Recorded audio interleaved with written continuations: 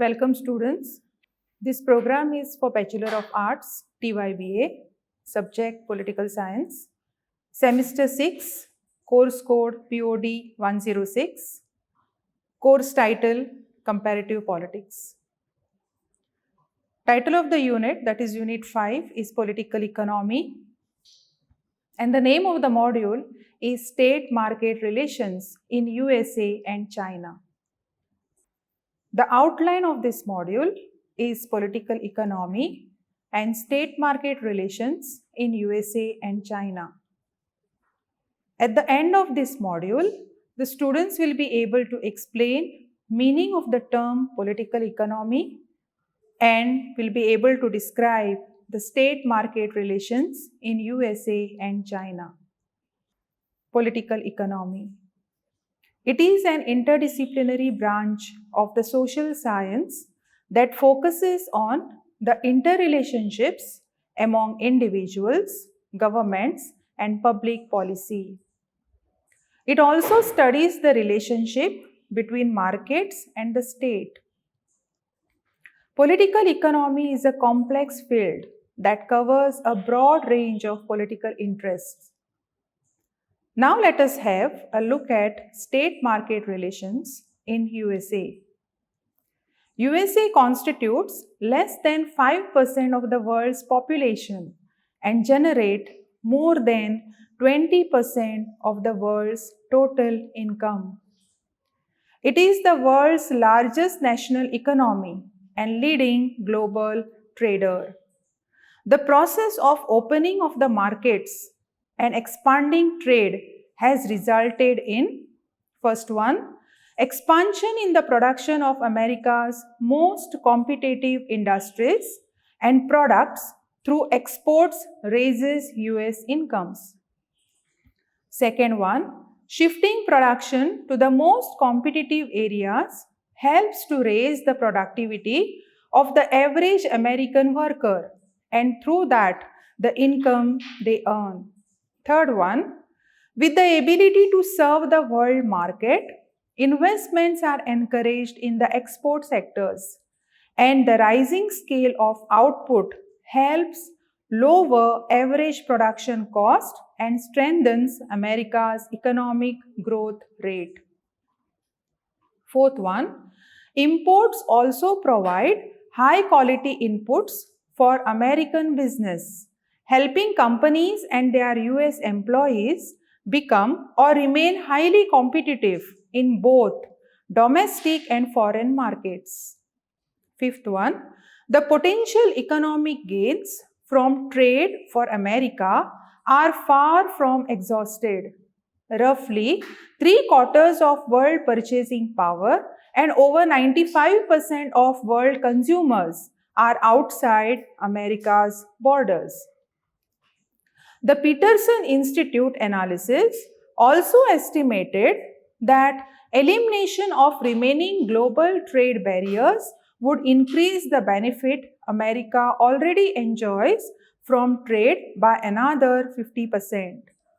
Trade remains an engine of growth for America. The negotiation of further reductions in global barriers and effective enforcement of existing agreements are the tools to reap those additional benefits. Policy actions in US continue to restore economic and job growth, and there is restoration of trade expansion as well. Rapid trade growth acts as a transmitter of economic stimulus around the globe and a vehicle of continued recovery, particularly if enhanced by additional efforts to reduce barriers and expand trading opportunities further.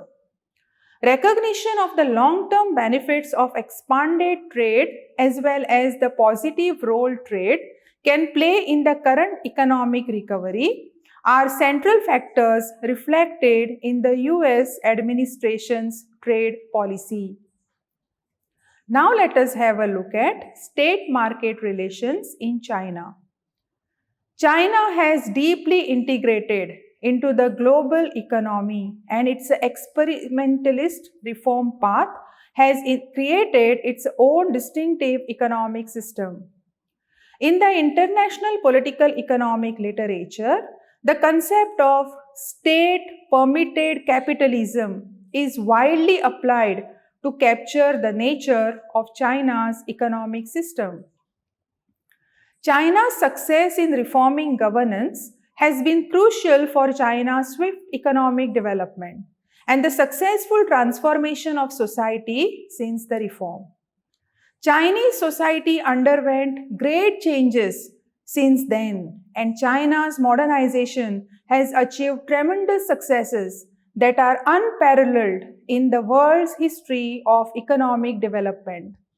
One basic reason is that China has not only carried out thorough reforms in its economic system, but has also made major changes in its state governance system and restructured the relationship between the government, the market, and society.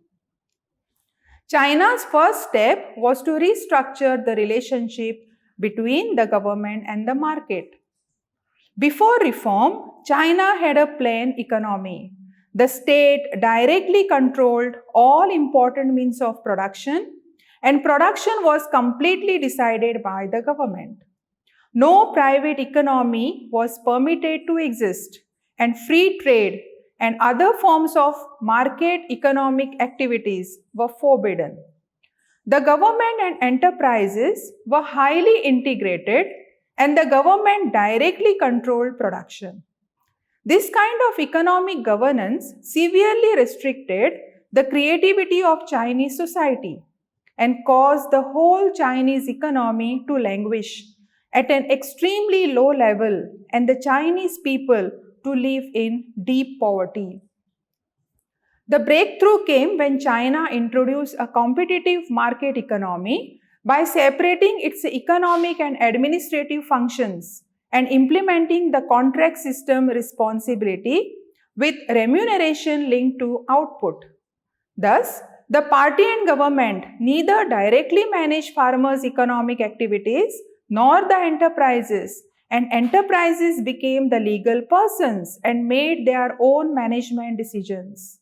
This new kind of market governance system released the productive forces of society, with the result, by 2014, China's GDP grew at an average annual rate of over 9%, and the Chinese economy became the second largest in the world. Restructuring the relationship between the government, the market, and society is in fact a kind of political governance transformation in China. The Chinese government stresses on political reforms, particularly the reform of state governance. State and markets are inseparable and deeply interconnected parts of the nation's economic organism. Following are the key modes of China's state-market relations in the essential spheres of its economy. First one, Mode 1, State Market Creation. The state market creation is that the state constitutes the basic infrastructure for market relations, often including the market players themselves, who are at times created and at other times mobilized by the state. Through the market creation, the state facilitates a deepening of the division of labor locally, nationally, and in relation to the global economy. Second one, that is Mode 2, is state market stabilization. The state participates in the market for essential goods to stabilize supply and demand by mobilizing whatever side falls. It aims to ameliorate the uncertainties and instabilities inherent in the markets. Third one, that is Mode 3, is state market steering. The goals of the Chinese state go beyond the act of creating markets as an end in its existing configuration. In the pursuit of broad policy goals such as redistribution, resilience, or environmental sustainability, markets are shaped and steered. Therefore, the Chinese political economy is a state-constituted market economy. Students, these are the references for further reading. Thank you.